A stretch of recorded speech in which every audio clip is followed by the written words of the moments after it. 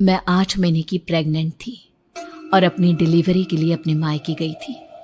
माँ ने मुझे फोन पर बताया, घर के पीछे की तरफ जो खाली जमीन थी ना, वहां पर एक नया कमरा बनवा लिया है।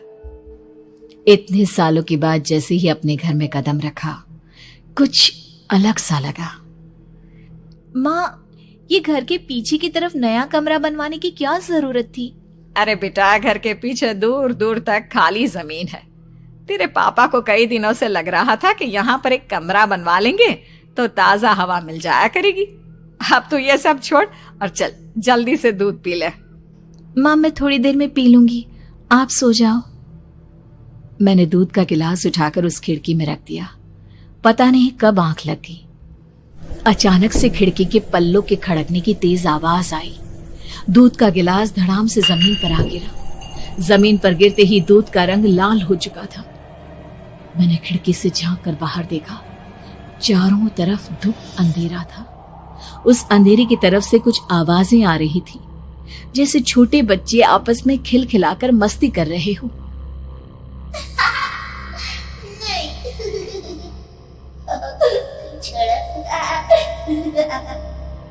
इतनी रात को इतने घनघोर अंधेरे में बच्चों की आवाज कैसे आ रही है? घड़ी में वक्त देखा तो ठीक 12 बजे थे। देखकर मैं सन्न रह गई। बुरी आत्माओं और भूतों की कई कहानियां मैं सुन चुकी थी। वक्त भी कुछ ऐसा ही था। ऊपर से मैं प्रेग्नेंट। सुना था कि ऐसे वक्त में अक्सर बुरी आत्माएं औरतों का पीछा करती है, तो क्या मेरे पीछे भी? पसीने से तरबतर बड़ी मुश्किल से, जैसे कांपते हाथों से मैंने उस खिड़की को बंद किया। जल्दी से जल्दी उस कमरे से बाहर निकलकर माँ के पास जाने के बारे में सोचा, लेकिन जैसे ही दरवाजे की तरफ पलटी, लगा कोई साया हवा की स्पीड से दरवाजे के सामने से गुजर गया। मेरे गले में अटक कर रह गई। मैं जोर से चीख कर माँ को बुलाना चाहती थी, लेकिन वो आवाज खुद मेरे कानों तक नहीं पहुंच पा रही थी। तो माँ तक कैसे पहुंचती? खिड़की के पल्ले एक बार फिर तेज हवा के झोंके से धड़ाम करके खुल गया और पूरी ताकत से मैं चीख पड़ी। जानती थी मेरी चीख की आवाज सुनकर कुछ ही सेकंड में माँ वहां पहुंच जाएगी, लेकिन ऐसा कुछ हुआ ही नहीं। मेरा कलेजा डर के मारे फटा जा रहा था। आखिर माँ ने मेरी आवाज क्यों नहीं सुनी? इतनी गहरी नींद में तो माँ कभी नहीं सोती। ठीक पीछे खुली हुई वो खिड़की। मुझ में इतनी ताकत नहीं बची थी कि मैं पलटकर उस तरफ देख भी सकूं।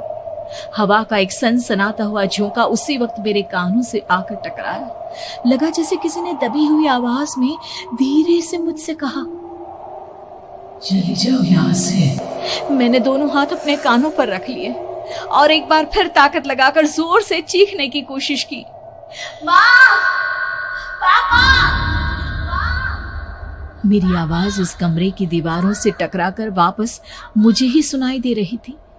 जितनी ताकत के साथ मैंने चीखने की कोशिश की थी, कुछ ही देर बाद उससे कहीं ज्यादा तेज और दर्दनाक चीख मुझे सुनाई देने लगी। ये आवाज ठीक मेरे पीछे खिड़की से आ रही थी। वो आवाज मेरे कानों में पिघलते हुए लोहे की तरह गिर रही थी। उन आवाजों में हैवानियत थी।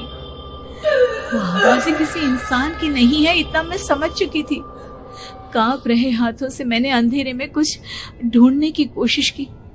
तभी अचानक मेरा हाथ बेड पर रखी टॉर्च पर पड़ा। किसी तरह ताकत लगाकर टॉर्च का बटन ऑन किया, लेकिन ये क्या? सामने दरवाजे पर 3 छोटी लड़कियां खड़ी हुई थी। उनके हाथ में स्टील के चमचमाते हुए चाकू थे। मैं घबराकर लड़खड़ाई और पीछे की तरफ हटी, लेकिन तब तक वो मेरे पास आ चुकी थी।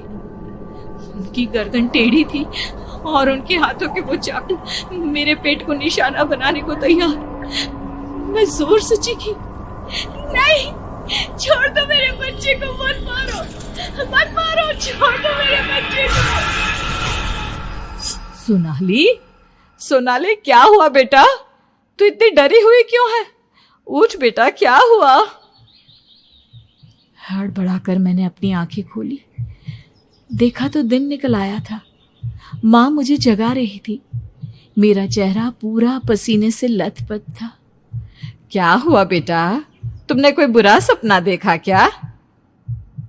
मैं अभी तक अपने पूरे होश में नहीं थी। वो मेरे बच्चे को मार देगी माँ। वो लड़की मेरे बच्चे को।